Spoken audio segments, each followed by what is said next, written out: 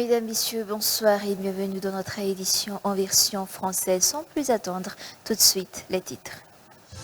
Avoir sa propre maison malgré un faible revenu ne sera plus un rêve ni une utopie avec la politique de logement dénommée autoconstruction présentée par le président de la République, Andrazoul Anousbé, lors de la cérémonie de remise des clés des 80 logements de la nouvelle cité Ilongilang.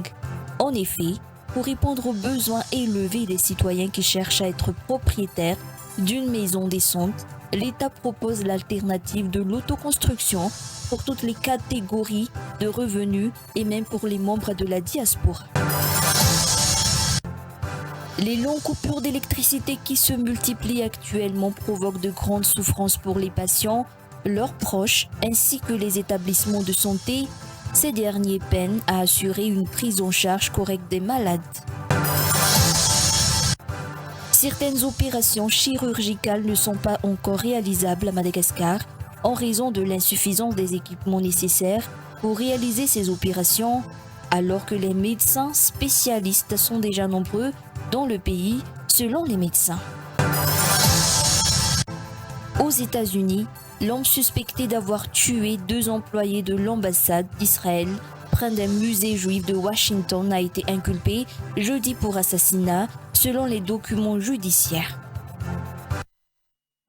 À la une des actualités, avoir sa propre maison malgré un faible revenu ne sera plus un rêve ni une utopie avec la politique de logement dénommée autoconstruction présentée par le président de la République, Andrazoul Anousbé, lors de la cérémonie de remise des clés des 80 logements de la nouvelle cité Ilongilang. En effet, pour répondre aux besoins élevés des citoyens qui cherchent à être propriétaires d'une maison décente, l'État propose l'alternative de l'autoconstruction pour toutes les catégories de revenus et même pour les membres de la diaspora. L'autoconstruction est un projet qui consiste à vendre une parcelle de terrain d'environ 300 mètres carrés entre 3 millions à 6 millions d'arrières. Chaque propriétaire construira sa propre maison suivant un plan défini si l'État se charge de l'aménagement et des infrastructures publiques telles que les écoles, les hôpitaux ou encore les routes. Ftiavanadoni et Yves Sata.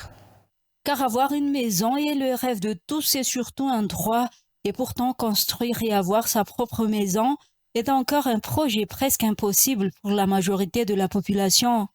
Conscient de ce besoin fondamental de la population, le président de la République Andrazoul a élaboré une nouvelle politique de logement qui permettra à toutes les catégories de familles, quel que soit leur revenu, de devenir un jour propriétaires de maison. Et la population de la ville de Nousbé sera parmi les heureux bénéficiaires de la politique du logement. Que ce soit les conducteurs de Bajaj, les vendeurs, les fonctionnaires ou encore les membres de la diaspora malagasy et l'étranger, nous allons leur permettre de réaliser leur rêve, celui d'avoir leur propre maison ici à Nousbé, selon le discours du président Razoul lors de la cérémonie de remise des clés des 80 logements de la cité Ilongilang à Nousbé. À entendre le président de la République, l'État va alléger au maximum toutes les contraintes qui empêchent la construction de maisons par les citoyens, et cela en commençant par l'acquisition de terrains de construction. Dans le cadre de la mise en œuvre de la politique de logement de l'autoconstruction, l'État va vendre en plusieurs parcelles des terrains domaniaux à des prix raisonnables, entre 3 à 6 millions d'ariars la parcelle, sachant que les parcelles avoisineront les 300 mètres carrés. L'État va prendre en charge l'aménagement des lieux en effectuant notamment la construction des routes, des écoles, des hôpitaux, en garantissant l'accès à l'eau et à l'électricité. Seule la construction progressive des maisons incombera aux propriétaires en suivant un plan bien défini par l'État. Les maisons pourront être construites en dur ou selon la méthode de construction des cases traditionnelles améliorées, selon les explications du chef de l'État.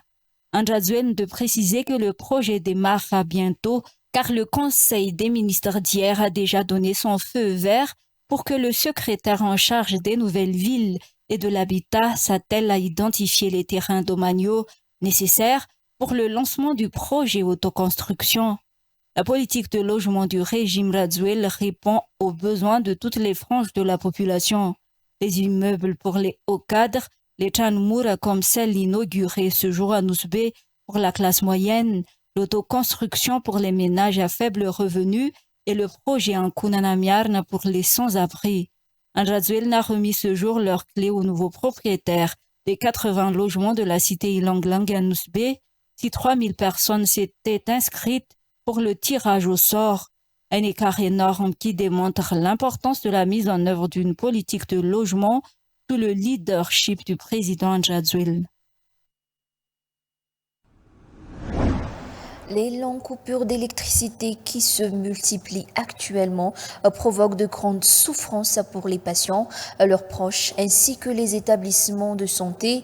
Ces derniers peinent à assurer une prise en charge correcte des malades. Les familles sont souvent obligées de chercher des endroits disposant de courant ou d'acheter carrément des groupes électrogènes pour pouvoir poursuivre les traitements en plus des dépenses financières incontournables pour les familles. Cette situation aggrave l'état de santé des patients déjà fragilisés et engendre du stress lié à la peur des coupures et aux déplacements fréquents selon les témoignages. Patients, familles et professionnels de santé tirent donc la sonnette d'alarme pour mettre fin à ce délestage. Reportage de Mamtina Djambluna et Omega Ranevzona. Le délestage prolongé que subit actuellement le pays a de lourdes conséquences sur le secteur de la santé. En Pamantan, en Anjunjakil, comme dans de nombreuses localités, patients et établissements médicaux se retrouvent démunis face aux coupures de courant quotidiennes. Dans certains cas, c'est la vie des patients qui est directement menacée. Un père de famille dépendant d'un concentrateur d'oxygène a vu son état de santé se dégrader sérieusement ces derniers jours. Privé d'électricité, sa famille a dû louer un véhicule pour l'emmener à Njunj, seule zone alentour disposant de courant, afin de maintenir son traitement.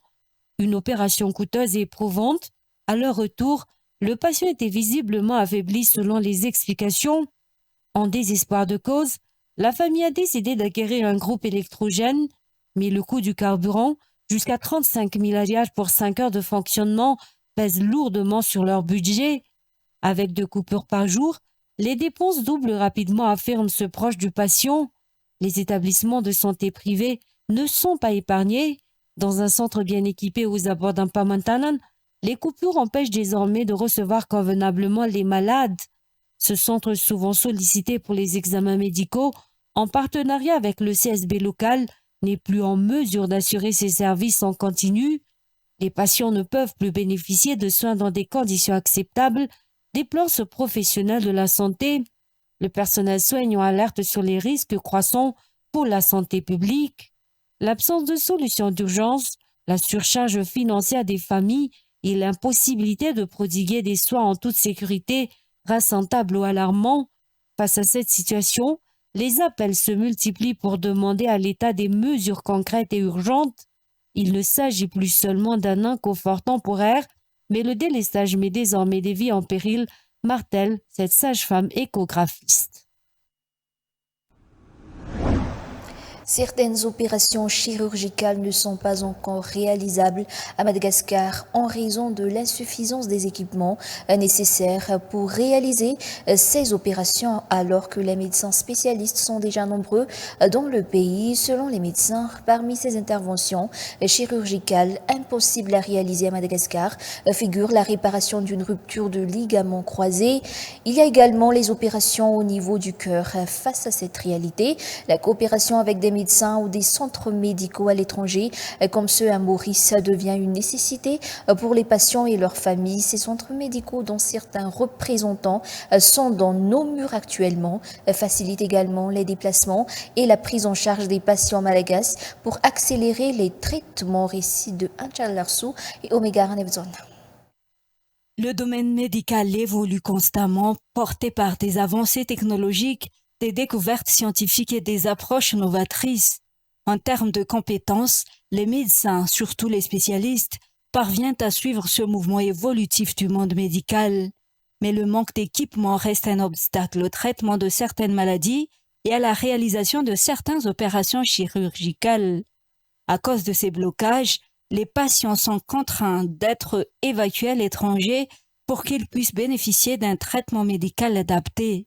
Or, les risques d'escroquerie sont élevés en matière d'évacuation sanitaire, certains de ces patients en ayant déjà fait les frais.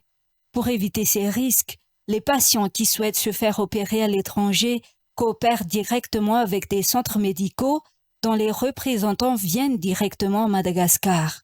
Il donne une lettre de garantie, il vient chez nous, on le soigne, le patient retourne.